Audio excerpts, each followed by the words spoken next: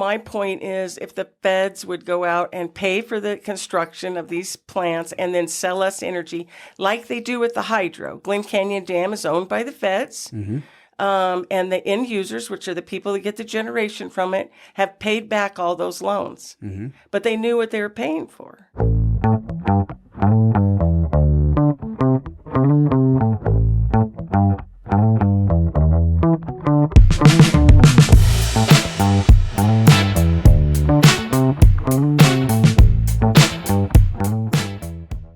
Hey guys, it's an election season. St. George City elections are the most important thing. We want you to go to votestg.com and find out who's running and what they stand for. See us all over Southern Utah in our voter information booth. We'll be at Digby's Market, Red Rock Bicycles, and the park. We'll see you out there.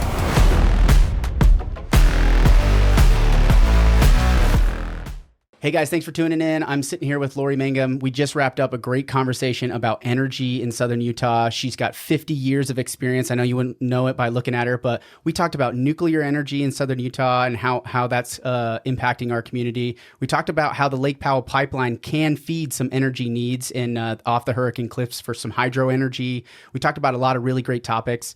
We hope you enjoyed the show. Make sure that you get out the vote. We're doing the Rock the Vote campaign. Go to votestg.com to get a list of all the candidates running in St. George, get their position on important topics, and also get information about the GO bond that will also be voted on in the election. But we hope you enjoy the episode. We have different green zones, green, orange, red. You know, Dixie Power does that. You guys did a video in 2021 about trying to let people know, you know, when they're supposed to pull back on conservation. Yep. I also kind of was thinking because you started with PG&E. Yep. So I'm curious about maybe lessons that you learned from, you know, how California runs it, maybe differences between how Utah does it. But ultimately, there's a monopoly when it comes to energy and power. Yes. And maybe we could dive into is maybe your thoughts as to why that's good, why that's bad. Maybe, you know, as a utility, we only have electricity. My grandma was born in 1913, and really the power. Electricity as we know it is barely over 120 years old, right? I think it's like the late 1800s is when, you know, Colorado, and I think it's in Colorado Springs, right? Wasn't that where Edison really powered? Well, you know, I don't know. You know, there's a lot of history back in Boston area for all of that, Edison and all that. But as far as we go here, the late or the early 1900s, they started bringing power here. Okay. You know? And they were a lot of different companies. It was at one time like an outside entity that was a contractor that brought the power here. Very little power, enough to maybe light the street lights in St. George. And at that time, the council then wanted to always have control. I guess that's the thing about municipalities. When you have a municipality, that means that the people decide what they want. Yeah. You decide what kind of power you want, what do you want to pay for power, and how you want to get your power. What do you want to get it from, right? Yeah. So that's the significance of a municipality that makes it good. And, you know, a municipality in power and water it's an enterprise fund. It's a business. It's completely separate from the city. So the city doesn't really fund an enterprise fund. Yeah. The people do, and it's you pay what it costs us to provide you with power. Right. And it's just straightforward. There's no gravy in it. Because it's a municipal, they're facilitating it in some way. So if you've watched a few of the podcasts, I really want to try to figure out how do we limit what the government entities, what the city council, what do those people actually do on a regular basis, and why are they some kind of gatekeeper? They oversee the way the utilities ran. Okay. They help, with decisions. For instance, I can only tell you my background with the council. Yeah. They knew that I have a lot of experience in the industry, and because I worked for them for so many years, 30 years, They knew that, I'm a numbers person and I'm always on the financial edge and on the industry edge because I started really young. And so they trusted my judgments, and I would have presentations with them. We used to have a water and power board, and we would meet with them like once a month. And I would do a presentation on, charts and data on what our energy uses were, where the contracts were that I could purchase power, why we needed more power, why we needed less power, where we were going to grow at, those kind of things. And they would listen to my spill. And half of it at least. Yeah, they would. They would try to understand it because you have to understand these people all have careers of their own. Yeah. Right? They come from all walks of life, and it's really technical, right? But every once in a while, one would be really interested in it, and so you'd have this person that you could take to meetings with you, and really they observed you. They observed what you were saying to these other people because you're in a meeting with several lawyers and entities selling power and the council people and mayor, they don't really understand what's being said, so they have to trust you. They have to have a lot of trust in you to run the utility. So getting back to where you're saying their involvement would be, so Laurie, what are you doing about this? Well, this is my plan. I have a 10-year plan. This is my 10-year plan. This is where I see the utility going. This is the bad things that can happen if we do certain things. These are the good things that can happen if we do things. I have always been a real pusher for having multiple choices and not getting stuck on any kind of energy supply. Yeah. And so, do you agree with me? This is why I believe in this. We have a lot of sun. Why don't we have solar? Yeah. We have a very big difference, a large difference between the amount of energy that we use in the summer and the winter, and it's due to air conditioner load. Right. It's those the compressors on an air conditioner draw a lot of energy, right? In the winter, we use about half the electricity that we do in the summer. Wow. So, what do you do when you go out and buy a product that you don't need in the winter? Well, what you're buying is capacity. So capacity is the ability to get energy. And it's a constant flow. It's not, we don't have a whole lot of storage of it, right? Because a battery is the only way you can store it, and the cost of those batteries. Not the only way. It's not the only way. No. Okay. Well, because dams have hydro. It's a storage of water, release the water. Oh, right. Okay. So you have a storage that way. You have Magnum, which is a place up by Delta, and it's a cavern, and they inject air or gas, and this is a project that's being done right now. And then they release it at times to run a turbine. I mean, this is something that's happened. This is new technology that's happening in Utah. And so there are different ways to do it. On solar, there's molten salt. So like in Vegas, like nuclear reacting, because they have molten salt nuclear reactors, I think is the only time I've ever heard molten salt. No, so in solar, they also have molten salt. Okay. So let me explain it a little bit to you. Have you ever driven to Los Angeles through Las Vegas and you see a large tower and you see a beam shining down? Yep. Okay, so what that does is is like an intense magnifying glass. And what that does is it actually heats salt to be molten. So it's hot salt. So then in the evening when the sun sets, there's still enough heat in that because they put them in these containers and then they can run generation with it. And now that's been around for quite a while. Wow. And they do a lot of that in California. Okay.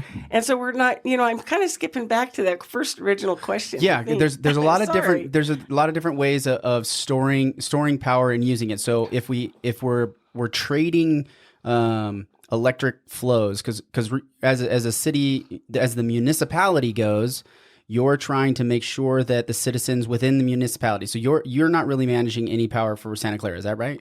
Correct. So then Santa Clara has their own individual to do the same job, right? What I manage for Santa Clara is we are the O&M operators for the transmission that comes to this area that feeds all of the county. Okay, yeah. So and this is another interesting thing that we always continue to run into is that St. George is this hub, and then there's little brother or little sister cities around it, but the county and the state level kind of funnels it through one, larger entity, because it's about 50% of the county is all in St. George, right? So population wise.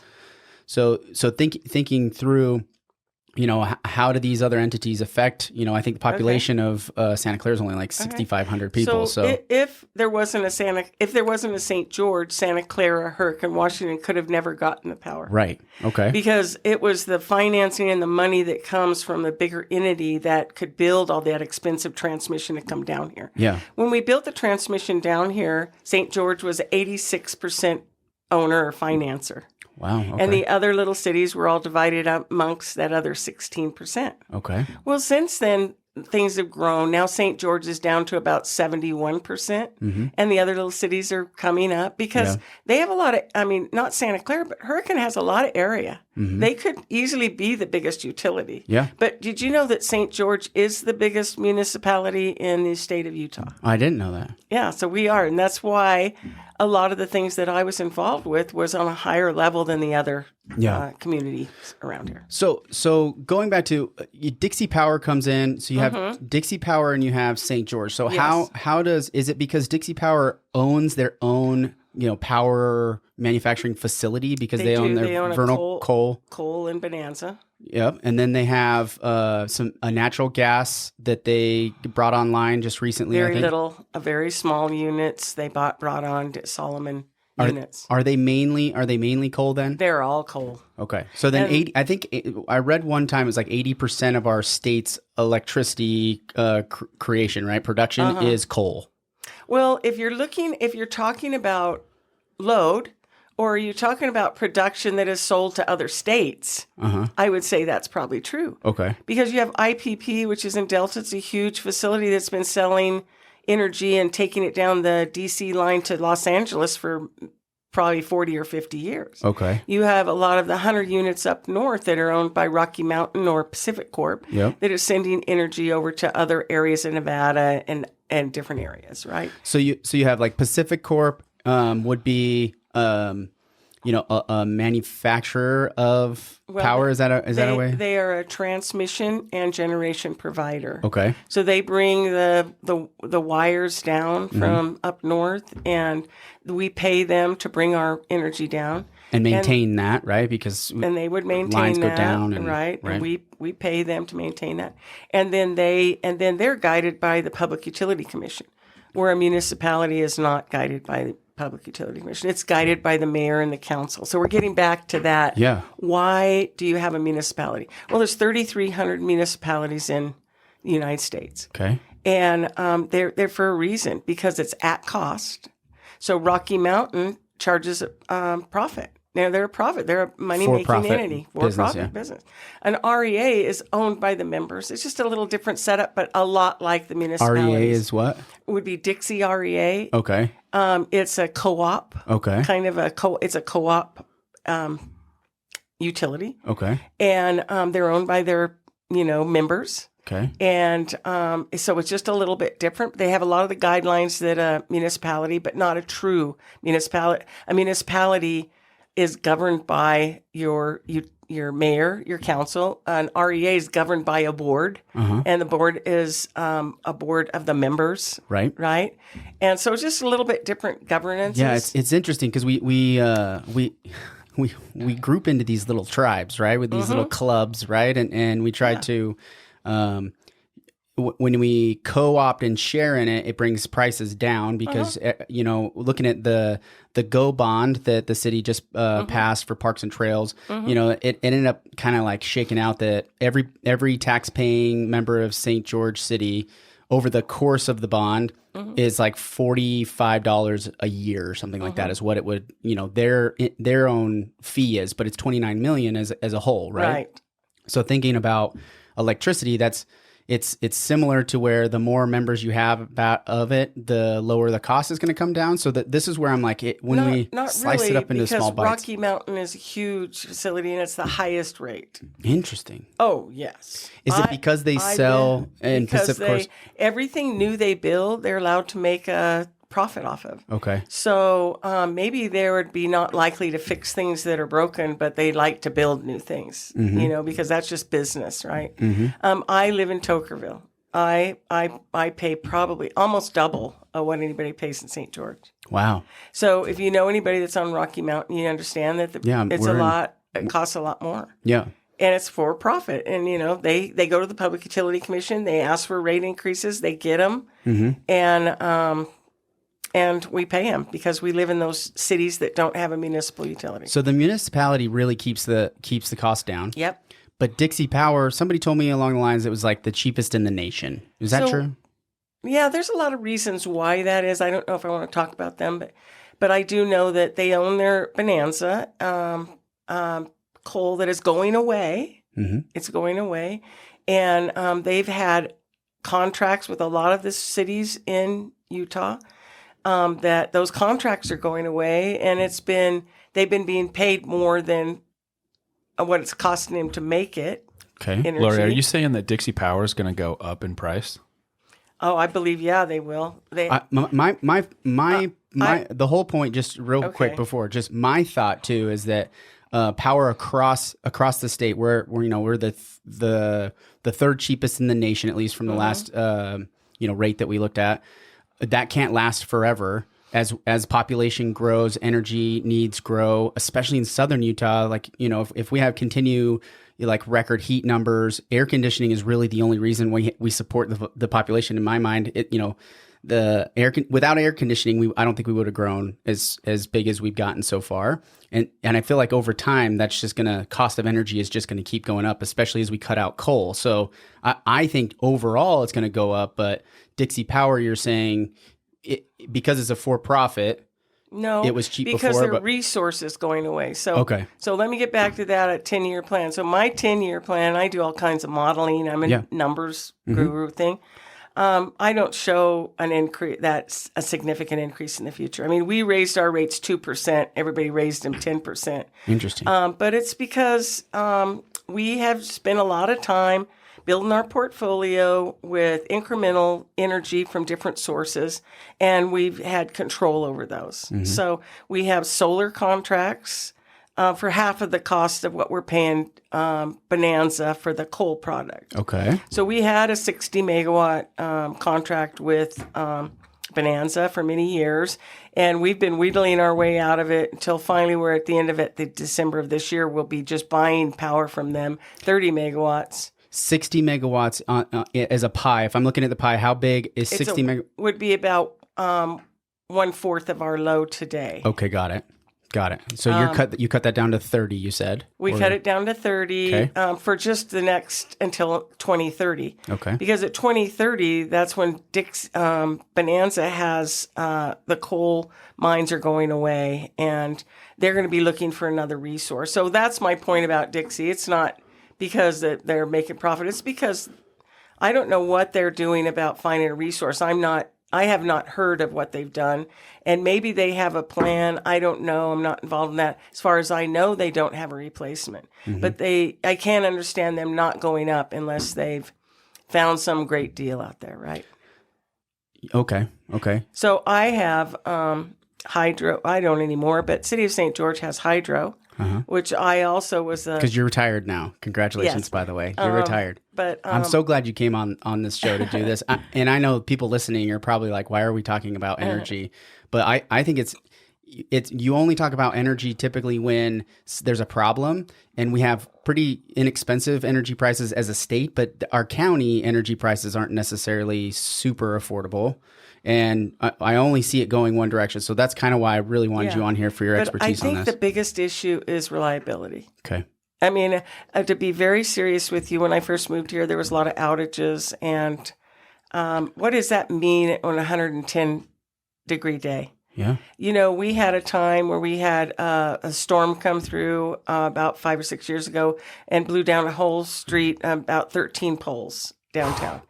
And we had convalescent homes without power in 110 degrees. And, what did we do because we're a municipality? Well, we had the fire department there. We had rolling coolers being put in there. But if you were at an outside for-profit agency, you wouldn't have any of that. And you don't know when your power's going to get back on. Right. But so reliability to me is a very important part of this. And St. George we're one of the highest in the nation for reliability. Okay. So I mean, Interesting. that's a huge deal. Yeah, you know, to do. especially since we're an island. We're so an far island. we're so far a away desert from island. so many. Yes, we are. Yeah, we're an island. So what would you say? You know, looking into the future, how do we get more self-sustaining, right?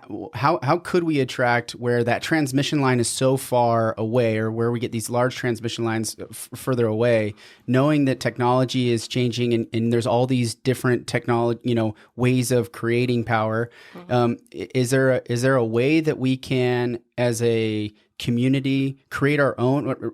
Is there a reason why St. George Municipality hasn't just created its own Well, we have in a power? certain port, and I'll talk about that, but redundancy. Redundancy. So the answer to transmission is redundancy. So the last couple of years that I was in my job, I worked feverishly on getting a second transmission line to the south.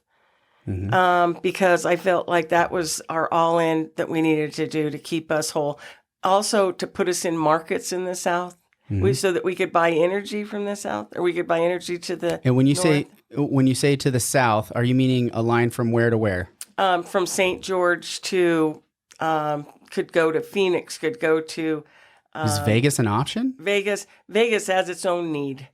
Okay, but right. at any given, You're robbing Peter to pay Paul, right? At any given time, you're going to find things in Colorado. So it would be a connection from Colorado to St. George, because it's a big grid, right? Right. But when you don't have access to the south, except for to go up north and back around, your transmission line becomes full and you can't get power over it. Mm-hmm.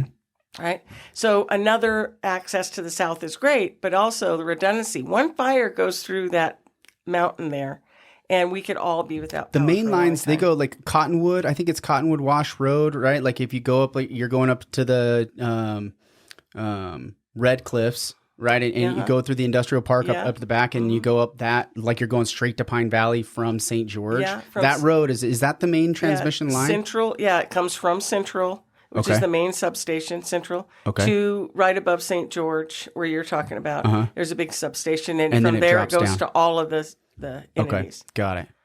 And so what were we saying? We're talking about this. You worked feverishly to get a southern transmission line. And, I just couldn't get it done before I left. And I stayed longer than I wanted. I was ready to leave a couple of years ago. But, I told the mayor, she said, would you stay and, try to get us through that? And I did. And it just, at one point, I'm 67 years old. At one point, you got to say, I'm sorry, I got to hang it up. I got grandkids and family. I got things to do. Yeah. And, but anyway, hopefully I left enough people looking in that direction that understands that the importance of that. I know the council all does, and I know the mayor does, but, it takes somebody on the inside, if I might say that knows people that, can get things happening. And that's why they gave me as an ad hoc chairman of this thing up north to do this, and I couldn't get it done in 2 years. So let's go back to your past. So when you first started, you worked in California for PG&E. Is that correct? I was a system operator. Okay. And that was almost 50 years ago. Wow. Okay. And then I had an apprenticeship there. When you say a system operator, just give me an idea of what does that mean? That's a person that sends power, directs power around the city to, electrically directs power around the city and makes outages to work on things. And I was in system dispatcher's office in San Francisco. I was in Oakland dispatcher's office, so I was just out there electrically in the electric side of it, working in substations and directing power. Okay. And then I left that because it was a around-the-clock job, and I had a little girl. And so I went into substation maintenance, which is working on big substation equipment. Yeah. And then I left that completely, and I was a store manager for Smith Food and Drug for a long time. Nice. And that's where I met my husband from here. Otherwise, I'd never been here. I'd never been to Utah. And that was 30 years ago, So then you got into the role as the director. So I actually got energy hired services or something 30 years ago as a warehouse to start a water and power warehouse. Okay. When I got in there, the city started losing a lot of money, and I'm just hearing them talk about losing $18 million in power purchases. And so that's the possibility. That's the possibility. And this was a long time. And this, so I went to the director at that time. I think Mayor Hart is the one who brought that up to me, and I was like, "What?" Oh yeah. Like, we have a $519 million budget, right? And you whittle it all down and like what taxpayer money is going to what. But when we talk in such a short amount of time, you could lose so much money when it comes to power. It's crazy. Yeah. So anyway, the director there asked me I said, could I look at your bills and, look at the meters and stuff? I know a little bit about this. And he goes, okay, yeah, I can't help, hurt because they were just lost so much money. So I immediately found a huge $500,000 mistake in something. Oh, dang. So then they immediately said, what else can you help us with? We have another job for you. Yeah. Anyway, that started down here. And then I worked there for doing projections, planning, purchasing power, doing contracts for many years. And 10 years ago, I was pursued by Balancing Authority, which is a big utility in Florida. And my daughter lived there. And so I went there as managing the BA there. And I was there for 2 years. And the mayor and city manager here contacted me and asked me if I'd be like to come back because their director was retiring. Yeah. And that was 10 years ago when I came back here. Yeah. Okay. So that was my story. So that's your story. Well, I think as we dive deeper into going back into reliability and what has kept St. George from creating like their own power company? In my head, I'm like, why don't we just so we do. So do what we did, geothermal? Philip Solomon, who was the director before me, he in about 2005, he took over in like 2005. He got the idea from Rod Carter, a generation gentleman that we had, to build a gas unit. And so we did. We built a gas unit, a 40 megawatt gas unit. So think about that number, 40 megawatts. Yep. And then about 5 years later, we got a second one. Okay. So now we have 80 megawatts of generation. Okay. Well, we're the only generators really of any size in southern Utah. If the lights went off, if the fire went through and burnt down those lines in the wintertime, St. George wouldn't lose any power because we have enough power to support us, right? If it was in the summertime, it would be about half of our load, little less than half of our load. And then we have some. We have a few little ones around, so about 50% of our load could be covered. Okay. And in a situation like that, though, Hurricane has a little bit, Washington has a little bit, Santa Clara has a little bit. Everybody would be able to help each other, and we would make sure that we supported them too. Yeah. So because we're like the big brother, like you said originally. It's a Dixie Spirit. We couldn't ignore it. It wouldn't be right to ignore. Yeah. So so we did do that. So we did that to protect ourselves. Yeah. And then at the same time, when he did that, I went out and went to Texas, went all over and started talking to gas suppliers and started buying physical gas 10 years out. Okay. So we've already bought for this summer. Nice. We have gas bought 10 years from now through the summer. Okay. Never any other time because that's the only time we have to run. Right. But we got it at a very low. So the difference between all the rest of these guys and us on these things that have been happening is we're still buying this cheap gas because we pre-bought it 10 years ago. And the price of gas seems like it's going to go down as Reliance and regional gas companies come online. But do you think that's true? No, because, it's really, truly supply and demand on gas. And when you have coal plants going down, and half of the emissions is from gas as it is from coal. Oh, really? Okay. Exactly half. So that's a big savings, for emission when you're watching your emissions, which everybody should be. Yeah. Then, that's why gas is so many of these gas units. And now, if people I've been preaching it for a long time to the little ones around, go out and buy this gas. If they do that, they're going to hedge any problems that they're going to have. And that's what we try to do. That was what I considered my job, is trying to make things safe for the future for the utility. So that's why I say to you, I know the rates aren't going to be high in St. George in 10 years. Because we got to plan out.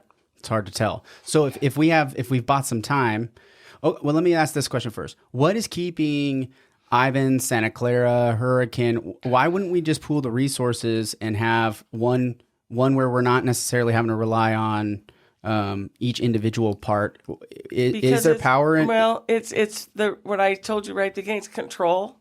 Okay. So let's say. So if they gave up, let's just say if you could wave the wand though, and everybody's like, yeah, I think we're willing to do this, would that benefit the consumer, the end user? It benefit, in our case, it would benefit the Santa Clara. It would benefit the Washington and the Hurricane. Okay. But it wouldn't benefit St. George. So in the short run, but potentially in the long run, if now we've pooled the resources into one entity and we reinvest, like the idea of creating. If 40, you had somebody doing what we do.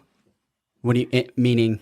Well, I mean, the reason why we're not in any trouble is because we've been proactive in making sure that we're doing the right purchases and stuff. As long as that person in control is still doing that, yeah, for the future, for everybody, it would be better, but it wouldn't be any cheaper. It wouldn't really be cheap. wouldn't be cheap. It's not that much. They're not that significant. Okay. So, it doesn't cost you don't get any better deal to buy 300 megawatts than 200 megawatts. Do you get what I'm saying? No. I mean, quantity is not going to play into the price of power. Well, if we can create, because if we can create it ourselves, the cost to create it versus buying it from another entity, wouldn't it be cheaper if we created it ourselves rather than having somebody else create it and then we're buying it from them? Yes. Right? Yes. That would keep it cheaper. Just like what we're doing with this generation. So this generation, I explained to you, we're running during the summertime. You still have to have the contracts for the rest of the year. And then you still have to say, what if the generator goes out? Right. You still have to pay capacity for the larger amount. You still have a surplus that you have to pay for. Yeah. I mean, you have to pay for it no matter what. It's a capacity. You have to say, my load peak is 220 megawatts. I have to pay for 220 megawatts. I have to be available 220 megawatts. Okay. Because when you turn on the lights, it has to come on, right? Okay. So you'd be taking on other people's responsibility. I get where you're coming from, but the idea that the way I see it not working is just that the idea of a municipality is basically so that you have decision making at your city level. So that's what I was trying to get to, is a city that decides that I don't want to have all coal. I want to be all nuclear, or, it lets everybody have choice on what they want. If you're all together, it's just a big argument. It's 33 people sitting in a room arguing about what they're going to do. So do you think that the type of way that we get the energy is more important than the cost of it? No, I think it's equal, because the thing is that it's all about risk, and you have to mitigate your risk. And the only way to mitigate risk is to have a lot of choice. Right. If you confine yourself to one thing, like I heard on the other day that there's this massive solar farm and a hailstorm came through and destroyed the entire thing all in one shot. And then they're all just trash. Like all that stuff is gone. You don't get to like repair those panels. That's risk.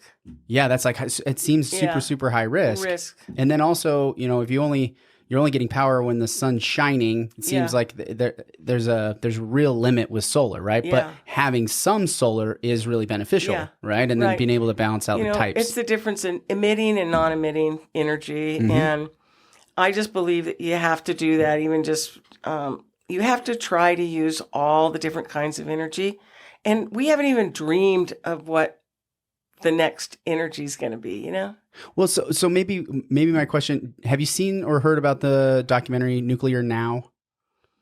I have heard so many, because I worked with nuclear when I was in PG&E, and I worked with nuclear back in Florida. I believe in nuclear. In fact, UMPA is an organization up north that has UMPA. Okay. And they have Spanish Fork and a lot of those towns around there. And Kevin Garlick is the he's the guy that is the second in command there, and he's my friend. We're always talking about these ideas, and we both agree that if they could just put feds could put a nuclear plant in every state, we'd never have a problem, right? Nixon proposed. It was like his first year in office. He said we want to have 1,000 nuclear reactors in the United States by 2000. I think it was the year 2000, and I think right now we're at like 180 or something like that. I mean, France did it. I mean, a lot of people do it, and it's safe.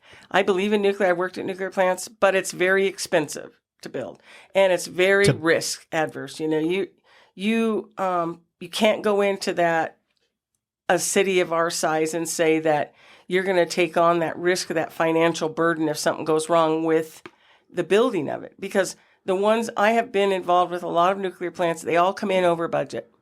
Well, how much money did all these little cities, Monroe, Santa Clara, and all these guys, to have to throw to that during the construction? Now, I have always been willing to buy. There's a nuclear plant up north in Idaho.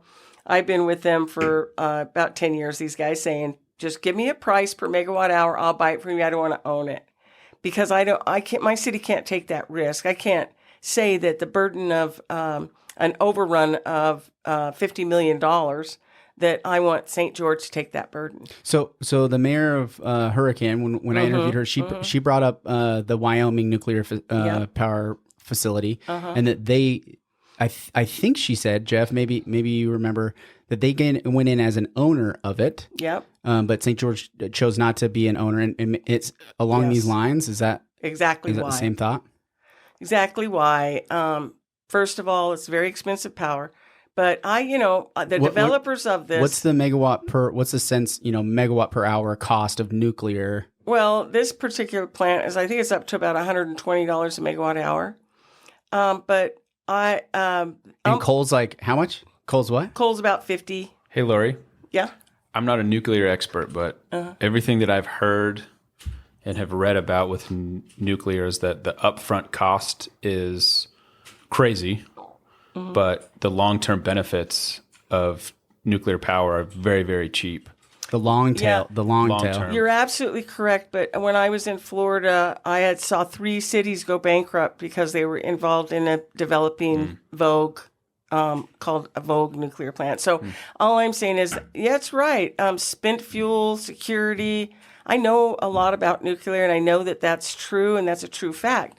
And that's why I'm saying that for a guy that can afford a Volkswagen to go out and buy a Mercedes because it's going to last him longer can you afford it? And my point is, if the feds would go out and pay for the construction of these plants and then sell us energy like they do with the hydro. Glen Canyon Dam is owned by the feds. And the end users, which are the people that get the generation from it, have paid back all those loans. But they knew what they were paying for. So if the feds would build the nuclear plant, sell the energy to us, I wouldn't mind paying $100 a megawatt hour for it. Here's a fun fact. Yes. Richard Nixon had a plan by the year 2000 to have 1,000 nuclear power plants. He didn't even listen to what I said. He wasn't even listening. Now you know for sure he's not been paying attention to what we've been talking about. I for sure was listening. I said that exact thing. Were you napping like the sign in the front? No. Yeah.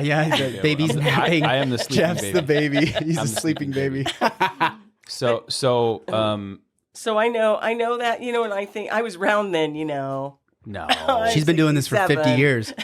So my point was, though, is what would life be like in 2023 if that came to fruition? Because I don't think that even really got off the ground. No, it didn't. But, there was a lot of things happening then.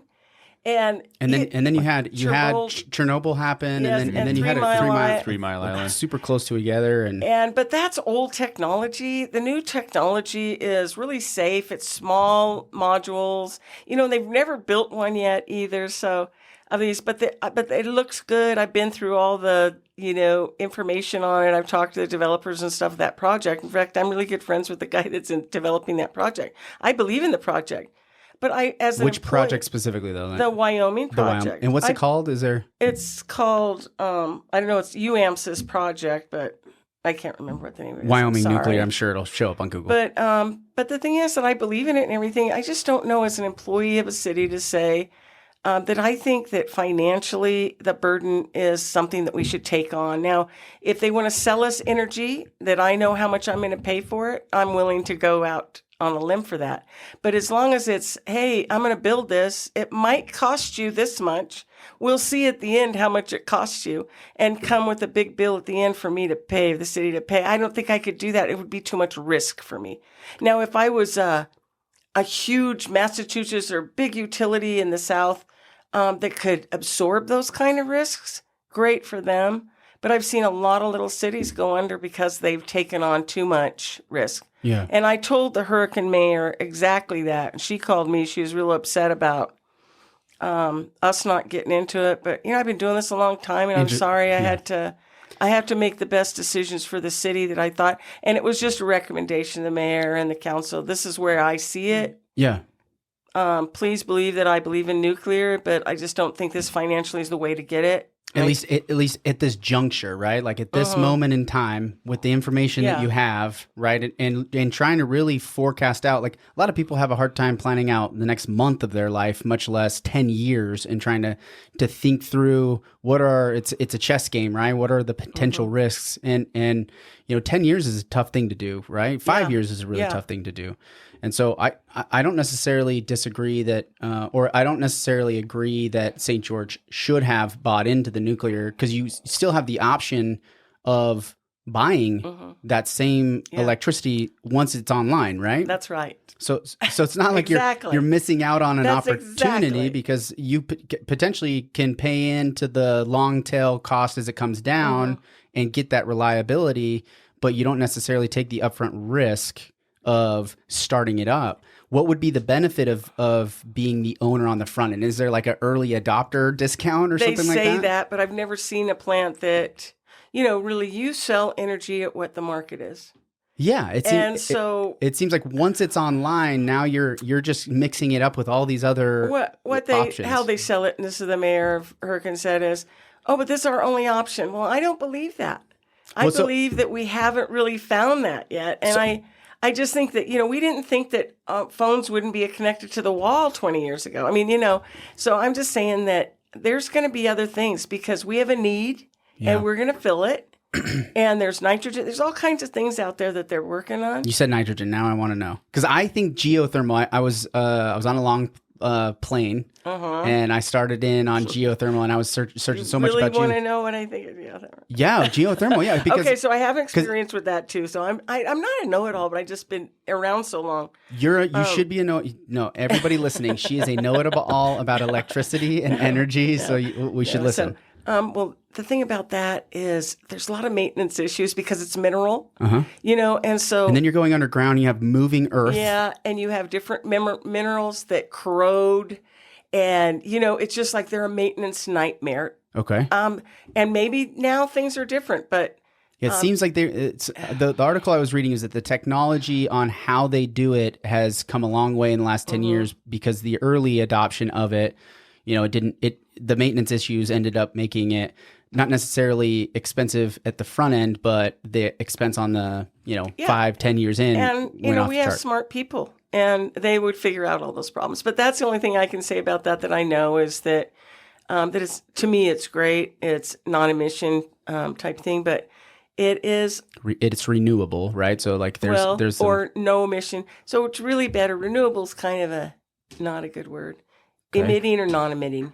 Okay, that's better. It is really a better word to say. Because renewable, I was going to Cal State Fullerton in 2009 and PG&E and Edison, and they were, trying to control solar as it started, really stoking, the flames of that. And really, most of California, those are the two big electric companies that provide power for pretty much the whole state, right? For the most part. Yeah, PG&E and Edison. Yeah. Well, yeah. Southern Utah. Yeah. I mean, Southern California. Southern California. Right. And so, knowing that renewable energy is this, it's a buzzword, right? It's a buzzword. And then you have this climate change thing and things start getting convoluted, into themselves. What do you mean by emitting and non-emitting? Maybe can you define that for me? Well, because, there's a lot of argument to say that, a solar panel, though, is produced. Mm-hmm. And there's a lot of energy used to produce it. Oil is used to create the components. And so kind of the scientists or the people in power have started saying, well, it's either emitting, which is a gas or a coal plant, or non-emitting, which is a nuclear, hydro, solar, wind. Okay. And so it's a way to say that you can't be corrected on it, right? Got it. Because if I said the wind, it's renewable, well, all that steel and all that stuff that has to be put together and all those, Turbines and yeah, all that stuff that has to be built is all built on using emitting energy. right. So there's no argument if you say emitting or not emitting. Got Because it. what do we really care about? Yeah. Emitting, right? yeah. The emissions. Yeah, because the SOx and smog, NOx, yeah. the smog in Salt Lake is because of the coal plants. Yeah, that's SOx. That's, SOx is something that causes like acid rain. If you've heard that term, and that's SOx, and that sulfur oxide that comes from the generators in coal and gas. And it mixes with the moisture, and that causes that Yeah, acid rain they talk about. right. The NOx, that's just particles that are seeable in your air, and it's part of the carbon thing that they're counting. So both of those things, SOx and NOx, right now are under a lot of fire. They give each state, the EPA gives each state amount that they can emit. And then the state divides it up amongst the generators of any size. So on my case, my generators, because they're over 20 megawatts each, they have to be watched all the time, and we have to watch all the emissions and report all the emissions. They've told us that we have to lower it so much for 5 months. That's what we get. So that's all fine and dandy, and we deal with that, and we figured out how to do with that, because it all has to do with temperature and everything. But the idea is that if the state was not sending out so many megawatts to California and all these other places, we could burn coal 24 hours and never meet our requirements. Interesting. Well, and That's another thing I told this guy about. Last couple of months, we've been hitting that up going, why don't they, pay a tariff for every megawatt they send to another state and build energy that's efficient, because there isn't really coal that's clean yet. But you got to know that Trump said that there's clean coal. no.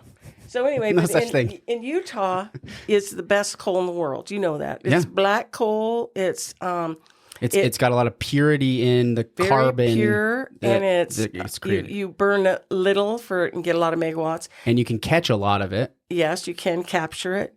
And then in the south and in the east coast, you have that brown coal, and it's real dirty. So that's where they get that real dirty coal. Yeah, They're trying to clean those up. Yeah, Kentucky. This was the story. I was like ash rains down over some Kentucky towns because they have like 12 coal plants all within 50 miles or something like that, and it literally rains ash down on these towns that are downwind of these coal So plants. that's and SOx. That's that dirty. That's that SOx, and then that's their moisture, humidity, Interesting. acid rain kind of stuff. What you're talking about? Okay. And so you brought up nitrogen. Yeah, nitrogen. So the new plant that they're building in IPP, which is up by Delta, IPP is a huge coal plant that's been delivering. I told you to LA. LA owns it, half of it or more. And that's going down, and they're building, because California has new rules about getting energy. So they're building this huge gas plant, but it's going to be converted into nitrogen at some point. And it's little by little, it's going to be converted into nitrogen. Nitrogen's problem is it's really great source, but it's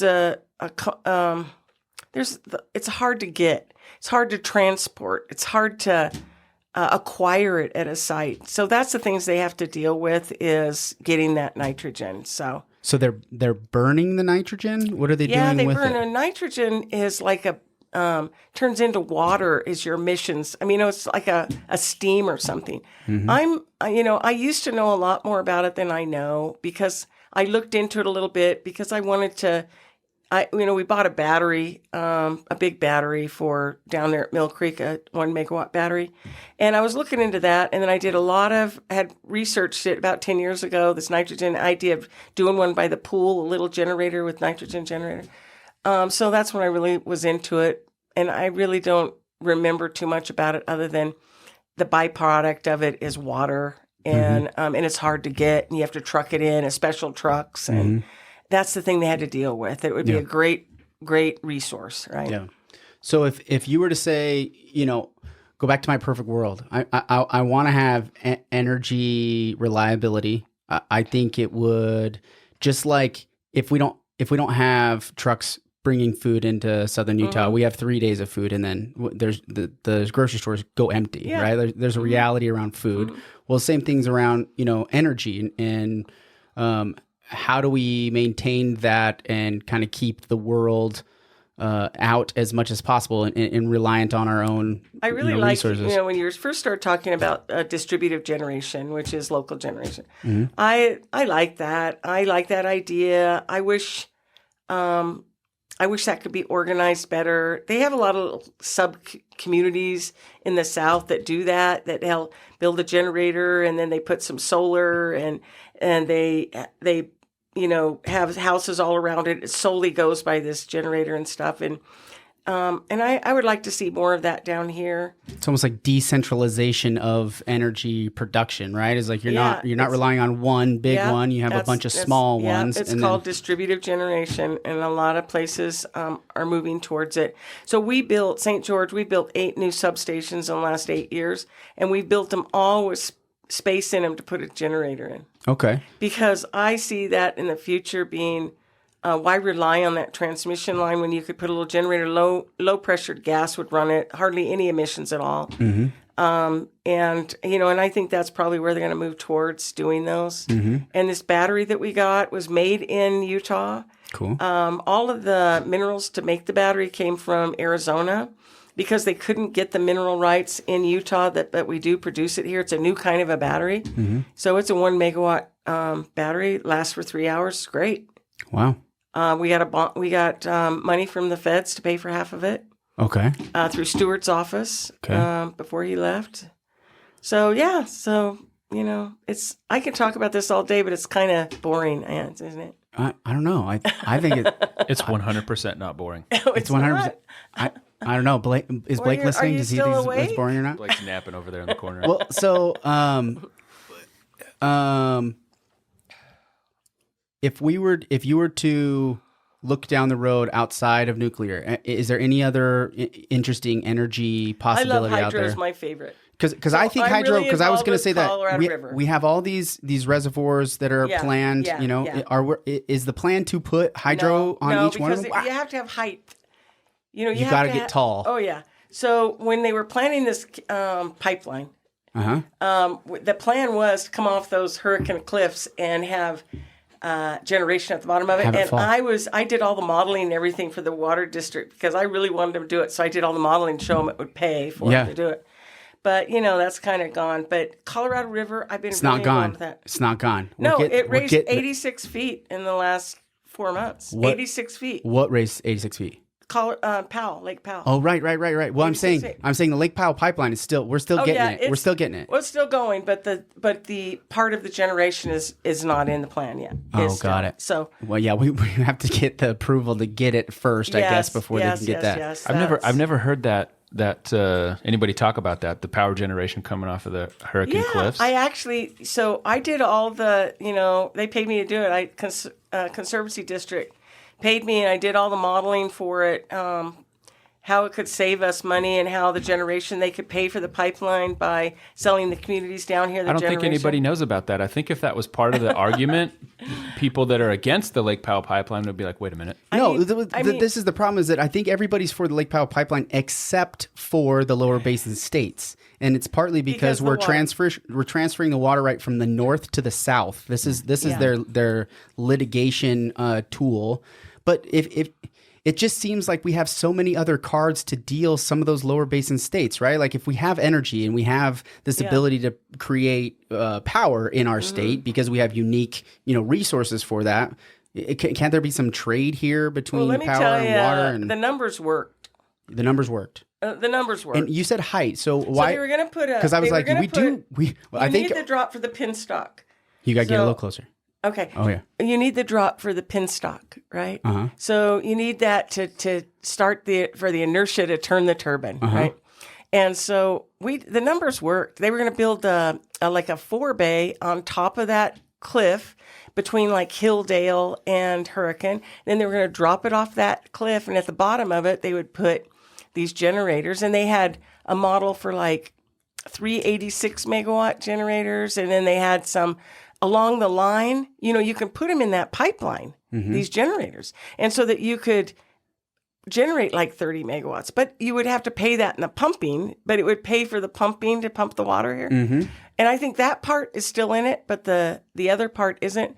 And, the fight has been so bad. I think that when the water czar left, Ron Thompson, Okay. it was too much fight for him, and they had to drop that part of it.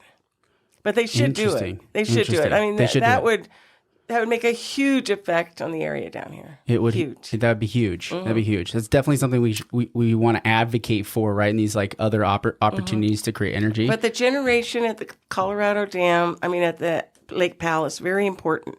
So when we went into an energy crunch this last year, it was because they took away down to a third of the power there and at Lake Powell.